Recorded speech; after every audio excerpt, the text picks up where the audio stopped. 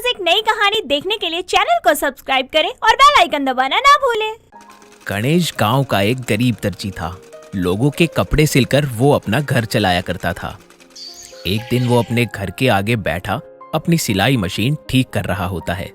तभी वहां गांव का एक आदमी जिसका नाम नंदलाल होता है गणेश के पास आता है।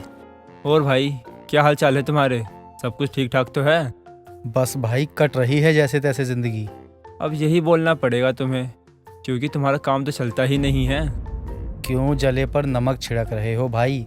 पता नहीं गांव वालों को क्या हो गया है। अब कोई भी मेरे पास कपड़े सिलवाने के लिए आता ही नहीं है, बल्कि मैं तो सबसे कम दाम में कपड़े सिलता हूँ। भाई देखो, पैसे की बात नहीं है, लेकिन अब तुम्हारे हाथ में वो पहले वाली बात नहीं रही। जिस तरह से पहले तुम कपड़े सिलते थे, अब वैसे नहीं सिल पाते हो। इसलिए अब कोई तुम्हारे पास नहीं आता, और बेवजह तुम भी मेहनत मत ही करो।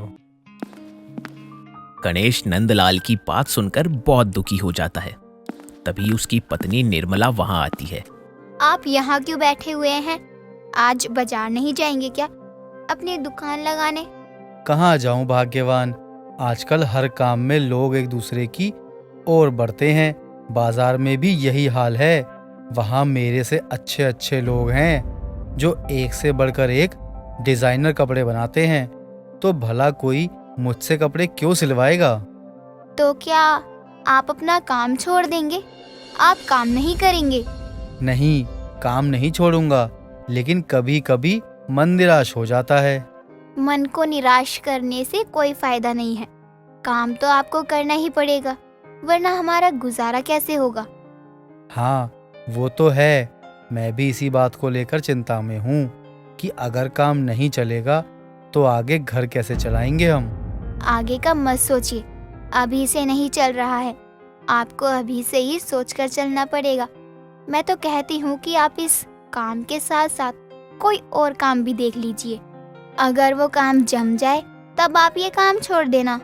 लेकिन निर्मला, मुझे कपड़े सिलने के अलावा और कोई काम तो आता ही नहीं है। फिर भी मैं एक बार दूसरे गांव में जाकर दूसरे कामकाज की तलाश कर लेता हूँ। आधे दिन कपड़े सिलूंगा, आधे दिन दूसरा काम करूंगा। जिसके बाद गणेश दूसरे गांव की तरफ चला जाता है। गणेश गांव में जाता है और वहां के लोगों से अपने नए काम के बारे में पूछता है, लेकिन कोई भी उसे काम नहीं देता है। वो थोड़ा और आगे चलता है और कुछ और लोगों से पूछता है, लेकिन उसे निराशा के सिवा कुछ नहीं मिलता, और वो अपने आप से कहता है, अब मैं घर जाकर निर्मला को क्या जवाब दूंगा? वो फिर से दुखी हो जाएगी। भगवान, कोई चमत्कार करो ताकि मेरी डूबती हुई नैया पार लग सके। क्या हुआ बाबा, तुम रो क्यों रहे हो? तुम्हारे साथ का कोई खो गया है क्या? नहीं बेटा, मैं अकेला हूँ, मेरा कोई नहीं है। तो फिर तुम यहाँ बैठकर रो क्यों रहे हो? बेटा, मैं जात का एक धोबी हूँ। अपने मालिक के कपड़े लेकर लौट रहा था, लेकिन पता नहीं कैसे मेरे कपड़ों की पोटली खुल गई और कहीं गिर गई। जिसके बाद मैंने उसे ढूंढा, लेकिन मुझे वो नहीं मिली। अब मैं घर वापस कैसे जाऊंगा? अगर गया तो मुझे कपड़े वापस देने होंगे। नहीं दे पाया तो मुझे उनके पैसे भरने होंगे। बेटा, एक गरीब आदमी कहाँ से लाएगा पैसे? बाबा, आप चिंता मत करो। जिस रास्ते से आप आए हैं ना, उसी रास्ते पर जाकर देख लीजिए, हो सकता है वहीं कहीं गिरा हो। बेटा, अंधेरा होने वाला है। अगर मैं वापस गया तो लौट नहीं पाऊंगा। मुझे अंधेरे में ठीक से दिखाई नहीं देता। क्या तुम मेरे साथ चलोगे? हाँ ठीक है बाबा, मैं आपके साथ आपके कपड़ों की पोटली तलाश करने जरूर चलूंगा। कम से कम किसी का तो भला हो जाए। गणेश और बूढ़ा आदमी कपड़े की पोटली तलाश करने के लिए चल देते हैं और हर जगह पोटली को ढूंढते हैं, लेकिन पोटली का कहीं दूर दूर तक कोई पता नहीं चलता। बेटा, अंधेरा होने को आया है। मुझे नहीं लगता कि अब मुझे वो पोटली कहीं मिलेगी। बाबा निराश मत हो सकता है कहीं दूर गिर गया हो। चलो हम वहां जाकर के ढूंढ लेते हैं। कुछ दूर और चलने के बाद गणेश की नजर एक कीचड़ से भरे गड्ढे पर जाती है, जिसके किनारे एक कपड़े की पोटली पड़ी होती है, जिसे देखकर वो खुश हो जाता है। लो बाबा, मिल गई आपकी पोटली। हाँ बेटा, मिल तो गई, लेकिन मैं झुके से उठाऊं कैसे? मुझ बुढ़े से तो अब झुका भी नहीं जाता। अरे कोई है क्या कमबख्त? अरे जो मेरी मदद कर सके। मेरी कमर तो मेरा साथ ही नहीं दे रही। कोई बात नहीं बाबा, मैं उठा देता हूँ। गणेश जैसे ही पोटली उठाकर पीछे मुड़ता है, उसका एक पैर गड्ढे में चला जाता है और उसका पजामा गंदा हो जाता है। तभी बूढ़ा आदमी कहता है, अरे बेटा, तुम्हारा पैजामा तो गंदा हो गया। मैंने बेवजह तुम्हें परेशान कर दिया। ये परेशानी तो कुछ नहीं है बाबा, इससे बड़ी परेशानी तो जीवन में चल रही है। मुझे बताओ, शायद मैं तुम्हारी कोई मदद कर सकूं। गणेश बूढ़े आदमी को अपनी सारी परेशानी बता देता है, जिसे सुनने के बाद वो बूढ़ा अपनी पोटली में से एक पजामा निकालकर उसे दे देता है।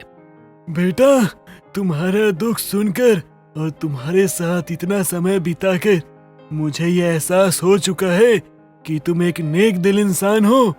इसलिए इस पैजामे को अपने पास रखो। और बेटा, ये पैजामा कोई आम पैजामा नहीं, जादुई पैजामा है, जिसे पहनकर तुम जो भी इच्छा करोगे तुम्हारी इच्छा पूरी हो जाएगी। लेकिन ध्यान रहे, ये किसी गलत हाथों में ना जाने पाए। अगर ऐसा हुआ तो उस आदमी का विनाश हो जाएगा। कहीं आप मजाक तो नहीं कर रहे हैं? तुमने मेरी इतनी मदद करी है, इसलिए मैं तुम्हें ये पैजामा दे रहा हूँ, ताकि तुम अपनी परेशानी को दूर कर सको। तुम पे मुझे यकीन है कि इसका तुम गलत इस्तेमाल नहीं करोगे। गणेश पजामा लेकर अपने घर लौट आता है और वो आदमी अपने घर चला जाता है। घर पहुंचकर गणेश नहा धोकर उस पजामे को धारण करता है और अपनी इच्छा बोलता है। हे जादुई पैजामे, मेरी बस इतनी सी इच्छा है कि मेरा दर्जी का काम अच्छे से चल जाए, गांव वाले फिर से मेरे पास लौट आएं अपने कपड़े सिलवाने के लिए, और मुझे मेरी रोजी रोटी वापस मिल जाए, ताकि मैं अपना जीवन आराम से व्यतीत कर सकूं। गणेश पजामे को उतार कर रख देता है और आराम से सो जाता है। अगले दिन वो सोकर उठता है और दरवाजा खोलता है तो देखता है उसके घर के आगे लाइन लगी होती है। देखिए ना जी, ये सभी आपसे कपड़े सिलवाने आए हैं। अब आपको बाजार में दुकान लगाने की कोई जरूरत नहीं है, सभी आपके घर ही आएंगे कपड़े सिलवाने।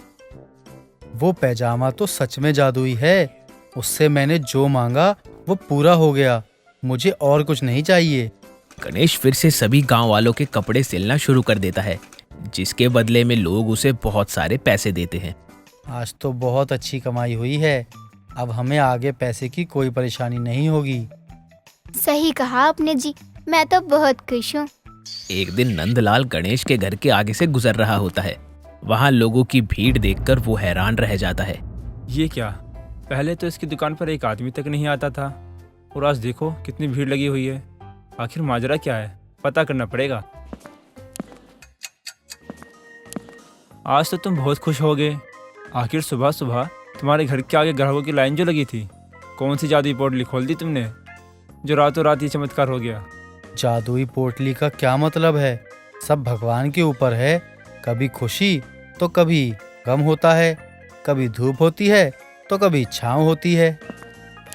जब आपके पास नया पजामा है तो आप ये फटा हुआ पजामा क्यों पहनते हैं? देखिए ना, ये कितना सुंदर है। हाँ, वैसे पजामा है तो बहुत सुंदर। कितने में बेच रहे हो? मैं ये पैजामा नहीं बेचूंगा, और तुम्हें इसे हाथ लगाने की जरूरत नहीं है, समझी? इस पजामे में कोई बात तो जरूर है। ये अपनी पत्नी को भी नहीं छूने दे रहा, पता लगाना पड़ेगा।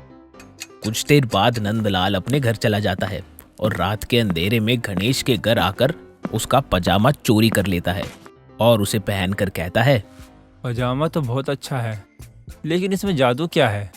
क्या ये मेरे कहने पर मेरे पास सोने के कपड़े ला सकते हैं, जिसे बेच के मैं खूब सारे पैसे कमा सकूं? अच्छा, तो ये कोई पजामा नहीं बल्कि जादुई पजामा है। जहां एक तरफ गणेश अपना जादुई पजामा खोकर परेशान था, वहीं नंदलाल की खुशियों का ठिकाना नहीं था। नंदलाल उस पजामे से रोज नए नए सोने के गहने मांगता था और उसे बेचकर खूब धन कमा लेता था। एक दिन वो गणेश के घर के आगे से गुजरता है और उसके आगे लोगों की भीड़ देखकर उसे बहुत जलन होती है और वो पजामे को पहनकर गणेश के बारे में बहुत बुरा बुरा कहता है। हे जादुई पजामा, आज तक तूने मेरी सारी इच्छाएं पूरी करी है। एक और कर कि गणेश की दुकान में आग लग जाए और उसके भीख मांगने की नौबत आ जाए, जिसे देखकर मेरे दिल को बहुत सुकून मिलेगा। उसके इतना कहते ही पजामे में आग लग जाती है और वो जल्दी से पजामे को उतारकर दूर फेंक देता है। साथ ही उससे सोने की मंगाई हुई सारी वस्तुओं में भी आग लग जाती है और सब का सब वहीं भस्म हो जाता है। और इस तरह से जादुई पजामे को पाने के बाद भी उसका कुछ भला नहीं होता है, क्योंकि उसके दिल में खोट होती है। वहीं दूसरी तरफ गणेश उसे खोकर भी बहुत खुश था, क्योंकि उसे अपनी रोजी रोटी वापस मिल गई थी। इसलिए कहते हैं बुरे का नतीजा बुरा ही होता है। दोस्तों, अगर आपको ये कहानी पसंद आई तो इसे लाइक करें, शेयर करें और कमेंट करके बताएं कि कहानी में आपको सबसे अच्छा क्या लगा।